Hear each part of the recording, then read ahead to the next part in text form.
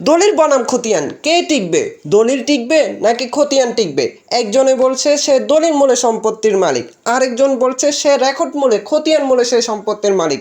এখন সে খাজনা দিচ্ছে, যেহেতু সে খাজনা দিচ্ছে, যেহেতু সে রেকর্ড সূত্রে ওই সম্পত্তির মালিক, সেই এই সম্পত্তিটার মালিক হবে সে দাবি করছে।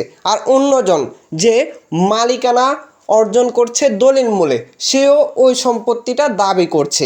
এখন রেকর্ডটা কি তা প্রথমেই জানতে হবে। রেকর্ড হচ্ছে মালিকানার শুধুমাত্র দখল যে আছে ওইটার প্রমাণ। এই রেকর্ড অনেক সময় ভুল ক্রমেও হতে পারে। এখন যেই ব্যক্তি রেকর্ডটা করিয়েছে উনি কিসের ভিত্তিতে রেকর্ড করিয়েছে তা অবশ্যই দেখতে হবে। উনি যদি অন্যের সম্পত্তি যদি ভুল ক্রমে প্রতারণা বা জালিয়াতির মাধ্যমে ওনার খতিয়ানটি যদি করে থাকে এবং ওই রেকর্ডের যদি কোনো মালিকানার চেইন না থাকে, তাহলে সে ওই রেকর্ড দিয়ে সম্পত্তি পাবে না।